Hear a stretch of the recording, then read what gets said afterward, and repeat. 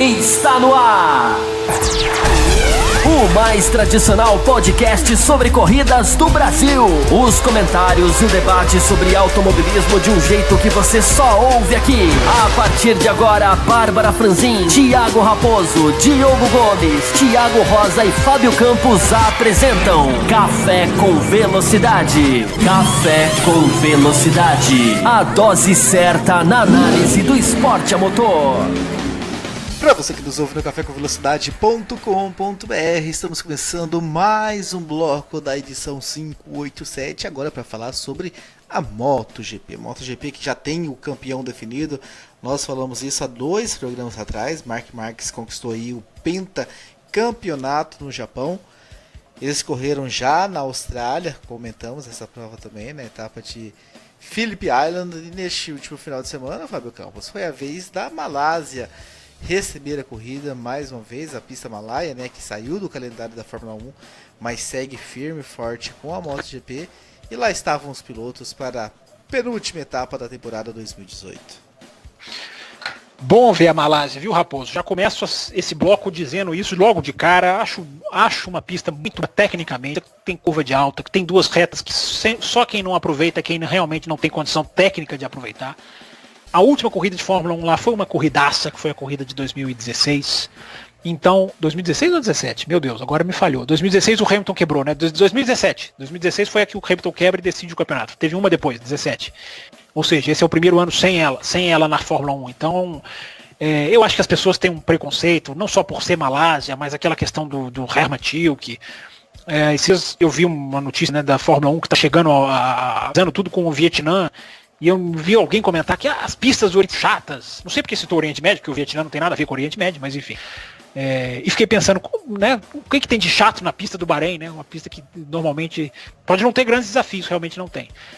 Mas uma pista que quase sempre tem grandes corridas de Fórmula 1. Então, enfim, o Grande Prêmio da Malásia é muito legal de ver. Foi muito legal de ver esse final de semana, não só a Malásia receber a MotoGP, mas a Malásia viver a MotoGP, né, que é uma coisa muito diferente. Quando um país se envolve com uma corrida, tem outro sabor, por causa de pilotos da casa, né, é o que a gente está vendo, por exemplo, com a Fórmula 1, de novo, você está aqui com a Holanda, com a Fórmula 1, embora a Holanda não tenha um grande prêmio, mas o país é absolutamente envolvido com a Fórmula 1 nos últimos anos.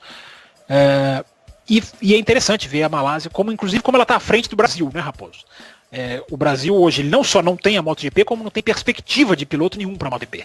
Não existe trabalho, pode aparecer um outro isolado, que está tendo um destaque outro ali, nas categorias de base na Europa, mas não nenhum tipo de tendência a isso, nenhum projeto ou planejamento para ter. E a Moto3 tem piloto na MotoGP, piloto que atrai um monte de gente, que faz esgotar ingresso, que fez a Malásia abrir uma arquibancada que normalmente fica fechada, e que na Fórmula 1 nem era aberta, e que nesse caso foi aberta. 100 mil pessoas, 100 mil, foi aquela informação que aparece ali na telinha, né, na hora da volta de apresentação.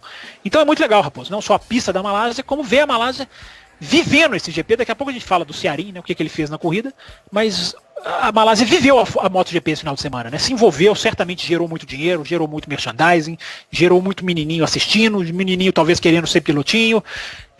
A roda rodou, a roda roda com a Malásia. Impressionante como não roda com o Brasil, né?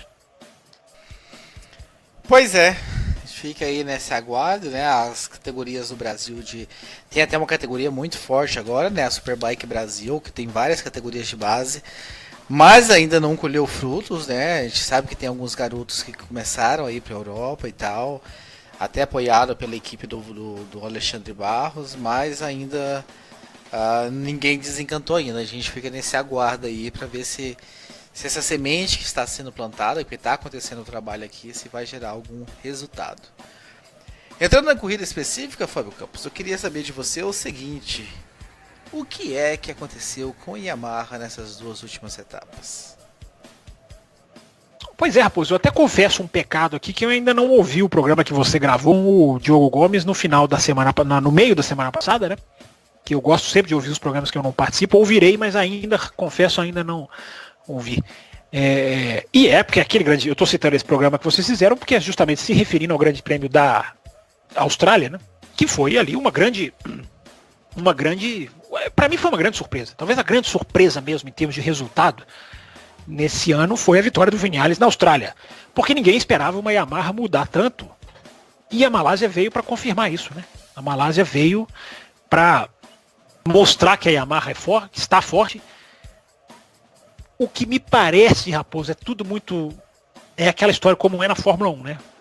Tenta se apurar tecnicamente, algumas fontes tentam conversar, algumas pistas são dadas, como a gente chegou aqui àquela conclusão do Lourenço, né? A mudança do Lourenço foi por uma questão de tanque de combustível, mudou um pouquinho a posição do tanque, colocou ali uma espécie de borracha ali para o piloto se apoiar melhor, não escorregar tanto na moto, ali na parte do joelho, enfim, os detalhezinhos que mudaram o Lourenço na Ducati.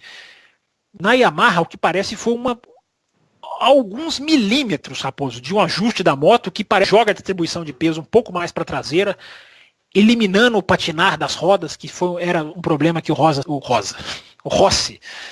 eu não sei se acha isso, mas o Valentino Rossi, sem dúvida, sim.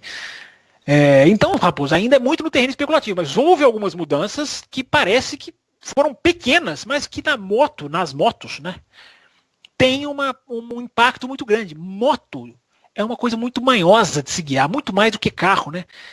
É um detalhezinho e as motos são sempre muito próximas em termos de tempo, então, às vezes o cara muda o jeito dele posicionar o pé, e isso já faz uma diferença, né? Então, isso é porque dá esse fator imprevisível. É a segunda mudança da água para o vinho que a gente vê esse ano, né, Raposo? Porque a do Lourenço foi realmente... uma coisa também, foi quase que de uma hora para outra, né? Ele passou a ganhar corridas assim de repente. E a Yamaha apareceu a mesma coisa. Essa corrida era do Viñales, Raposo. Se o Viñales não patina na chuva, no sábado, essa corrida era do Viñales. Porque ele fez 1.2 mais rápido do que os outros no warm-up. Ele foi 1 segundo, 0.2 mais rápido do que qualquer um no warm-up, do que o segundo colocado. Diferença absurda, estrondosa. Veio se recuperando na corrida. Ou seja, claro, né, o acerto para a pista seca, mas atacou a Yamaha no acerto para a chuva, falando, eles precisam resolver isso, eles não me deram um setup bom para a chuva, né, foi um horror, a gente precisa, eles precisam evoluir, ele usou muito o them, né, eles precisam, então, ele se perdeu no sábado e no seco era o piloto para ganhar a corrida, como a gente viu também com o Valentino Rossi fazendo tudo o que fez durante a corrida, né, Raposo? Exatamente, vamos falar um pouquinho de Valentino Rossi. Até olhando aqui, né, a gente recebeu e-mails também sobre a MotoGP. Olha, que bom! Pois é, o pessoal ainda pergunta, né, o nosso querido Marcelo Cesarino mandou aqui sobre a MotoGP, ele diz o seguinte: a corrida foi bem meia boca, mas vendo o Rossi, o Sark, Viñales, podemos dizer que a Yamaha voltou? Você já antecipou aí a resposta, mas eu te deixo comentar daqui a pouco. Seguindo no e-mail dele, ele diz: e que corrida pífia da Ducati? Foi a falta do Lorenzo? Aliás, por que tantas brigas de Lorenzo e Dovi a essa altura? Lorenzo já está fora da Ducati, a equipe é do 04, forte candidato ao título de 19. O Cesarino viaja mesmo. Você ficou sabendo dos bate-bocas do Lorenzo? Não, assim... Ao longo da temporada já vi vários, inclusive alguns assim, bem claros. Nesse final de semana não acho que a cobertura da TV inglesa, que foi onde eu mais foquei, não repercutiu grandes declarações não. Mas por favor, informe a mim e aos ouvintes. Troca de farpa só que o Lorenzo tentou novamente, né? Parece a correr, mas não rolou e tal. Tentou. Andou nos 2 primeiros treinos, tomou 3 segundos, 5 no primeiro do líder, e no segundo tomou 5 segundos do líder. Aí desistiu. Daí o Dovizioso fez alguns comentários, aí o Lorenzo retrucou. Então ficou nesse diz que me diz, algumas trocas nos bastidores também. Então só pra pontuar esse ponto aí que o Cesarino mandou. Mas você acredita, o Fábio Campos, um título do Dovizioso para 2019? Se tivesse de maneira nenhuma. Suas granas aí, se você pudesse investir sua grana. Não, de maneira nenhuma. O Cesarino sabe que eu já comparei aqui o Dovizioso para mim em 2017 é o Mark Webber em 2010. Né? É um piloto que um ano consegue, mas não tem a consistência. Ele chegou em 6º nessa corrida. Seria 7º se o Rossi não caísse. Então, seria mais... Claro que ele não é um piloto para isso. Né? Ele é um piloto que tem capacidade para andar acima disso. Mas ele tem essas variações. Aliás, praticamente todos têm. Né? Por isso que o Marques é campeão do mundo desde o Grande Prêmio da Argentina, né? Praticamente. Porque ali na Grande Prêmio da Argentina todo mundo ou já tinha feito um bom resultado ou já tinha caído, e o Marques já tinha mostrado que largando de último conseguiu chegar naquela corrida para quase ganhar. Ou quase o último, enfim, não me lembro. Aquela corrida da Argentina foi aquela que teve. Todo mundo foi pro box, ficou só o Miller, enfim, teve aquela confusão toda.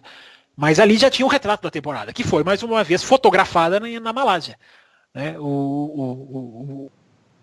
Todo mundo tem os seus problemas, todo mundo tem o seu alto e o baixo, e o Marques não tem o baixo. E é por isso que ele ganha. E o Dovizioso, mais uma vez, teve um baixo. Né? Não se explica mesmo, porque essa pista é muito Ducati. Ele ganhou lá nos 2 últimos anos, né? 2016 e 2017. Ou seja, pista com reta, que a gente já falou aqui 1000 vezes do DNA da Ducati. E aí andam em sexto, tudo bem que o Miller, mas o Miller escolheu os pneus um pouquinho diferentes dos outros, talvez, mas o piloto oficial da Ducati chegou sexto, seria sétimo, se fosse um acidente, uma queda ali no final. Então, é muito alto e baixo para disputar o título. Se o Cesarino quiser dinheiro dele, eu tenho certeza que o Cesarino é uma figura bastante, como o Thiago Raposo, tem bastante condições, né, de aplicar dinheiro aonde quer que seja, tomara que dê certo, porque seria ótimo. Agora, eu vejo o futuro da Ducati, a gente vai para Valência agora, né? E eu acho que é a última prova da Ducati como equipe grande. Acho que a Ducati começa em 2019, tomara que eu esteja errado. Mas eu acho que a Ducati começa em 2019 a desaparecer do pelotão da frente, pelo menos com constância. Acho que o Dovizioso vai estar sempre por ali de vez em quando. Mas vai faltar piloto. Para mim vai faltar claramente piloto para a escuderia em 2019, Raposo.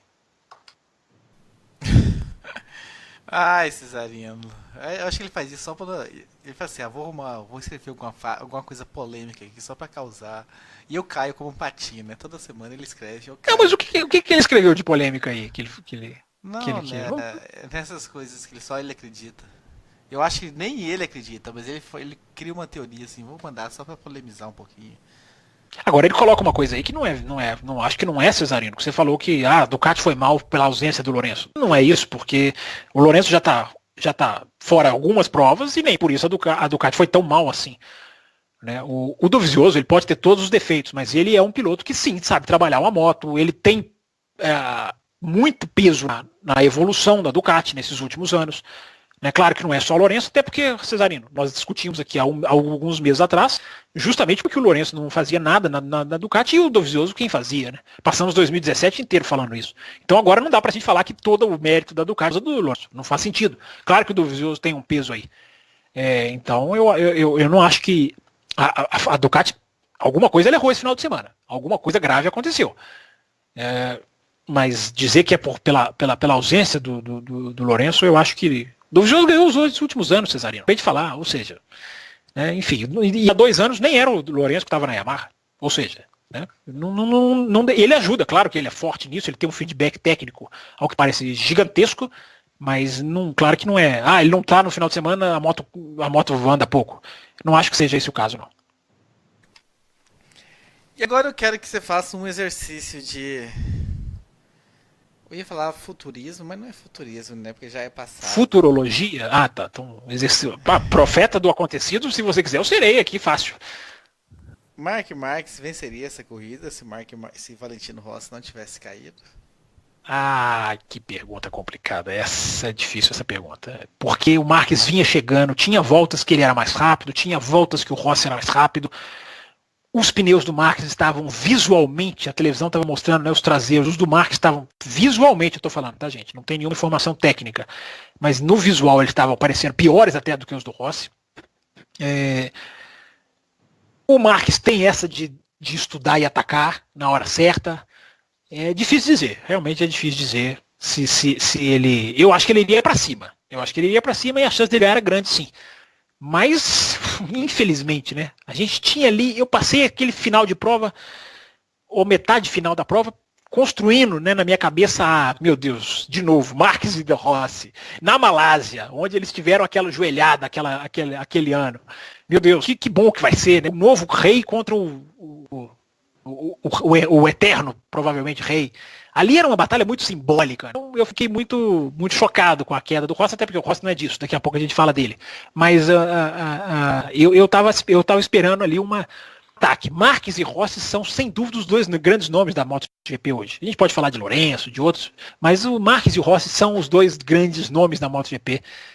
E a briga entre eles seria E eu tava pensando justamente isso, né? Poxa, a Fórmula 1 não vê a batalha de Vettel e Hamilton, é tão raro, e poderia ficar um pouco menos raro o Marques contra o Rossi. Vai continuar um pouco mais raro, porque não foi dessa vez. O ano que vem, salvos, Fábio Campos. E a Yamaha vai vir toda remodelada e andando bem. Ah, é. E a Honda tem 2, né? E a Honda vai ter 2 pilotos no ano que vem, né? Já pensou se essa Yamaha vier? Se a gente vê Marques com Dovizioso, Marques com Lourenço. Se o Dovizioso vier pra briga, vai ser ótimo. Mas Marques com Dovizioso, o Rins está se... Daqui a pouco também até registrarei sobre ele, mas enfim, tá virando um monstro esse menininho, que não é tão menininho assim. E o que eu ia dizer, o Viñales, né? Que provou que quando a moto tá redonda, ele ainda tá vivo, o Viñales. A gente achou que o Viñales estava muito para baixo em termos técnicos, mas não, né? Incrível como ele, para mim, foi o melhor piloto dos 2 finais de semana. Não só da Austrália, como da Malásia também para mim, foi o melhor piloto. Teve problema na chuva, claro. Mas no seco, para mim, o nome mais forte em termos de tempo, relógio, cronômetro, no final de semana, foi o Maverick Viñales. Realmente, né? Depois de vir da vitória, teve boas batalhas aí nessa corrida, andou muito forte. Não conseguiu lá brigar lá na frente, mas uma bela recuperação e dá um pouco de ânimo, né? Porque era também outro piloto que estava bem apagado, bem sumido, né? A gente até começava já também a colocar em dúvida aí um pouco se viria, se mesmo se a Yamaha viesse, se não precisaria de mudanças diárias e tudo mais. Mas vem de 2 belas corridas aí. A MotoGP acho que já está se especializando aí em Fábio Campos nos últimos anos em terminar temporadas deixando um gosto do que vem pela frente, assim. Não sei se você reparou, mas as últimas 3 ou 4 temporadas a gente termina louco para a temporada que vai se iniciar pensando no que vem pela frente. Se você colocar nesse pensamento a força da Suzuki nesse final de campeonato, embora ela vá perder as suas concessões, mas como ela conseguiu evoluir, se você for lembrar que o Zarco vai estar na KTM, ou seja, você tem um desenho para 2019 que é de começar a contagem regressiva desde já, né? E uma categoria que a gente passou tanto tempo aqui, né? Não sei se você lembra quando você entrou no podcast, a gente... Era uma categoria ruim, porque não tinha assim lá tantas... Não, ruim não era. Eu só lembro muito bem, inclusive o Banniman foi muito perspicaz, porque colocou no especial que ele fez pra gente, quem não sabe o que eu tô falando, é só ouvir a abertura do primeiro bloco, o bloco de Fórmula 1. Um dos trechos que o Banniman, de forma muito perspicaz, coloca no especial dele é um que a gente está falando da MotoGP. Falando que, olha, a MotoGP está vivendo um momento complicado, mas é um projeto para o futuro. Eles estão dando um passo que vai chegar em tal resultado. O Banniman foi sensacional em pegar esse trecho, porque lembrou justamente daquela época da CRT que a gente falava aqui. A MotoGP está claramente fazendo uma reestruturação. Está abertamente, não é nem furo de reportagem, digamos assim. Era uma informação muito clara. Você via no desenho, dos passo a passos da categoria, inclusive de termos técnicos. E está aí. Hoje a gente está colhendo os frutos de um período que foi de uma certa instabilidade. Eu me lembro que a gente usou uma frase que uma vez a Bárbara estava nessa edição, eu lembro que ela repercutiu essa frase também, que era a gente torcer para o ano da MotoGP acabar rápido. Mas não é por causa de antecipação do ano seguinte, como você está falando, e é verdade. Mas era pelo fato de que o ano estava totalmente... Era muito transição, estava muito superficial. Mas a gente aqui no Café fez questão de bater na tecla, né? É um projeto, a gente enxerga o futuro, é diferente da Fórmula 1. Né? Tem gente que talvez ache que a gente critica a Fórmula 1 porque a gente quer, ou porque a gente não gosta. Não tem absolutamente nada disso. É porque quando há um projeto a gente vê. Quando não há, é muito mais preocupante. E na MotoGP, repito, hoje colhe-se, ainda tem que melhorar. Não é um ano cheio de corridas espetaculares, embora tenha várias delas. Ainda tem que melhorar a questão do pneu, do poupar pneu, que tem acontecido em várias corridas, está ficando grave, tem muita gente comparando muito com a Fórmula 1 essa questão. Ainda tem não está resolvida a MotoGP, mas ela quer numa boa direção e 2019 a gente está aí contando para ser um ano melhor ainda do que 2018. Exatamente. O Ricardo Banniman, se ele fosse no encontro do sábado oficial, aí vai ter um problema de família lá para resolver. Não, mas é claro que não, ele vai, ele tá confirmado, o senhor não faça isso com um cara que fez o especial que ele fez pra gente, a homenagem que ele fez pra gente. Ele vai no encontro do Café com Velocidade no sábado, sim. Não, ele vai ter parece um negócio de família aí pra ele resolver no sábado. Isso é uma indireta, ouvinte. O Raposo tá se ressentido de outros canais. Mas o Ricardo Banniman vai receber o nosso abraço, inclusive pelo especial que nos proporcionou e pela homenagem que nos fez. Ora, bolas. Ora, bolas. Você quer falar do piloto local, então? Cearim? É bom mencionar, né, Raposo, assim, porque não sei se você assistiu o final da prova, o pós-prova, né? Ali bem pouquinho depois da prova, enfim, não precisava ir muito longe, não. Assisti que ele foi lá na torcida. Jogou a luva, enfim, e as luvas, né? E ali foi uma coisa muito simbólica, né? Porque, como eu falei, 100 mil pessoas na pista, uma arquibancada que não era aberta, foi aberta. O que eu falei, o envolvimento do país. Então, a prova dele, inclusive, acabou sendo das melhores, né, Raposo? Assim, mesmo no seco, e os malaios são notadamente bons no molhado, e se chovesse, tinha muita gente apostando que seria o dia dele, né, dele pelo menos brilhar. Não choveu, mas ele conseguiu chegar em 10º, o que para ele, porque o Cearim é um piloto muito limitado, né? Ele é de mediano para baixo, não há a menor dúvida disso. Mas o simbolismo do resultado, né? Um 10º em casa, a torcida toda feliz. Quando as pessoas saem do autódromo felizes, assim, é um clima diferente. Não importa se é MotoGP, se é NASCAR, se é uma ligação de um piloto com uma torcida, é muito legal. E, independente do futuro, se ele vai virar alguém, se ele vai mudar, se ele vai ir, independente disso. Isso é outro. Eu prefiro focar no que foi vivido na pista, assim, né, a própria emoção dele antes do tocar. Eu até pensei, nossa, será que vai ter estrutura assim para render, né? E eu conseguiu render bem. Na verdade, até fez uma grande largada, né? O segredo dele foi a primeira volta, onde ele pula de último para 11º, se eu não me engano. Foi uma coisa. Eu não vi as imagens, o replay certinho, mas ele deve ter feito alguma coisa muito mágica ali na primeira volta. E depois ele meio que manteve, né? Não fez nada assim de grande destaque. Mas, repito, o simbolismo de chegar em 10º, que é uma posição, né, que para ele não é comum, e a torcida toda reconhecer isso É legal, faz bem para o automobilismo, vai fazer bem para a Malásia. Tudo bem, eu não comparo o Brasil com a Holanda, eu não comparo o Brasil com a Espanha, que é uma potência da moto, da Itália. Os europeus são diferentes, mas a Malásia é um país que pode ser comparado com o Brasil, em termos de investimento, de economia, não de tamanho geográfico, claro que não, mas... você está falando que existe um trabalho aí da Superbike, né? Será que essa Superbike tem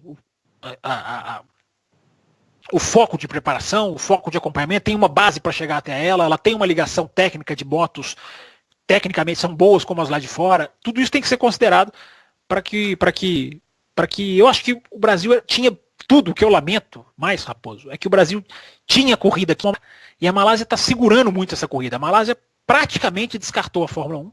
Praticamente disse, não precisamos da Fórmula 1, claro que precisamos, mas praticamente focou na moto, porque sabe que a moto tem ali para ela um piloto chegando, piloto rendendo, já teve Malaio que ganhou corrida em outros anos, claro, nas categorias de base. Então eu vejo um futuro para a Malásia muito mais brilhante, e o presente, né? Porque o Brasil, tudo bem, você pode até falar que tem alguns talentos que daqui a 5, 10 podem chegar.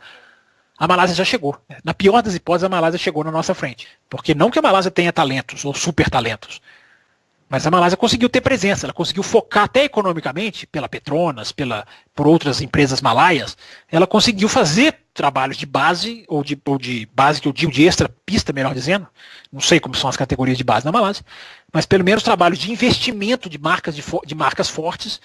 A Petronas é uma Petrobras, se a gente for comparar, até no mesmo ramo. E eles lá colocaram. Por que aqui não coloca? Por que aqui a gente tinha uma corrida numa pista fantástica, que todo mundo adorava, que o Rossi foi campeão nessa pista, ou seja, tinha um peso histórico, e hoje em dia existe lá um resto de ginásio, resto de piscina. Enfim, a gente jogou fora, e a Malásia não está jogando fora. Só isso que me deixa triste.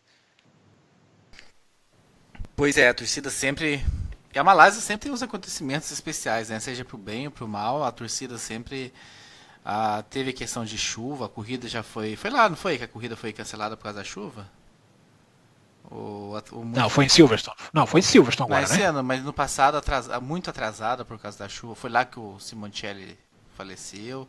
Mas foi lá que o Simoncelli faleceu. Teve uma que foi muito atrasada. Uma corrida seca. Teve uma. Quando a morte do Simoncelli aconteceu, a corrida demorou muito para continuar. Eu me lembro muito bem disso, porque eu cheguei em casa e estava justamente na paralisação. Aquela corrida do Simoncelli, ela foi muito atrasada, porque não estou vendo, mas tudo que aconteceu com ele. Foi 2011, né, Raposo? É difícil de lembrar. Fazem 7 anos. Mas era uma época que eu tinha madrugadas, né? Hoje em dia não tem mais. Pelo menos não é pela rua fora. Mas eu me lembro muito bem, o adiamento daquela corrida foi mais pela toda a questão do Simoncelli, não se sabia se ele estava vivo. Claro, ele morreu na pista, né? Eu tenho essa corrida gravada até hoje, embora eu já tenha falado aqui no café, eu nunca tinha tido vontade de assistir. Mas ninguém sabia se ele como que ele estava, embora as imagens mostrem que ele estava morto ali, mas ninguém tinha confirmação oficial, enfim. Então aquela corrida ficou acho que 2 horas parada. Enfim, aconteceu isso. E esse ano, a antecipação na prova da Malásia, que vale a pena, não sei se o ouvinte foi atrapalhado por isso, se a televisão brasileira lidou bem com essa situação, confesso que não tenho aqui informação para opinar. Só o que aconteceu foi que muita gente perdeu Moto 2, Moto 3 e até mesmo MotoGP. Quando a MotoGP começou, ela ainda tinha muita gente para entrar pelos portões. E essas imagens foram mostradas, eu não sei se pela geração oficial ou se a televisão inglesa acabou recuperando isso ou conseguindo imagens mais exclusivas, enfim. Mas se via ali muita gente ainda tentando entrar, né? O que é uma pena. Você antecipar um horário de uma corrida de sábado para domingo é uma decisão no mínimo questionável, né? Porque ao mesmo tempo em que você, prioriza o esporte acontecer, prioriza o seco, prioriza a coisa se desenvolver, o número de pessoas que você pega desprevenido eu já fui em corrida lá fora, eu já fui em corrida na Europa, você do sábado para domingo, você está totalmente em órbita, você nem sempre você tem acesso a informações rápidas, você nem sempre tem acesso à rede social, você nem sempre está no seu país para ter o idioma certo ou para ter os seus aparelhinhos ali funcionando na rede, bonitinhos. Então, eu imagino que é uma coisa que tem que ser muito amplamente divulgada, é difícil. Eu entendo não querer passar pelo que aconteceu em Silverstone novo. Eu acho que o medo na Malásia foi de ter um novo Silverstone. Mas eu fico pensando muito naquelas pessoas que perderam porque não conseguiram a tempo ter a informação ou ter o modo como mudar, porque às vezes você antecipa uma corrida. Por exemplo, se eu fui no Grande Prêmio da Bélgica de Fórmula 1, Raposo, se antecipa um Grande Prêmio de Fórmula 1, eu não tenho nem como chegar, mesmo se eu tivesse a informação. No caso pelo menos não para a GP3 ou para a Fórmula 2, enfim, para o evento todo. No caso da Malásia, pode ter sido muito isso. Né? Gente que está longe, gente que vem de fora, gente que vem para correr, que às vezes está viajando no sábado para o domingo, e a informação da antecipação da prova foi decidida no sábado. Isso foi divulgado ali durante a classificação, começou a passar embaixo da tela.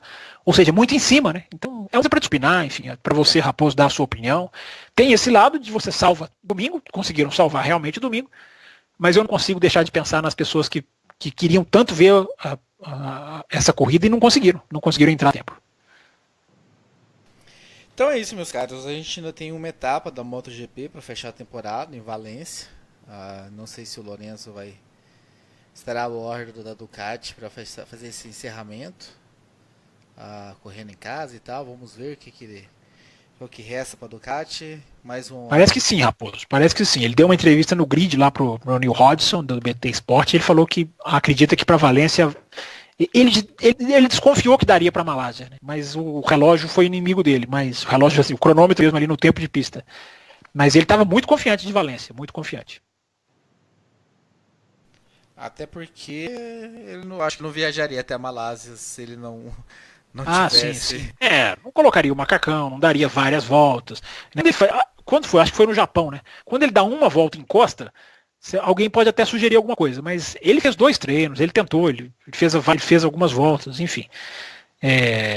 Não dá, infelizmente, né, Raposo? Está terminando a história dele na Ducati de uma maneira que poderia ser muito mais bonita pela virada, pela mudança, até pelos desentendimentos que teve com a equipe.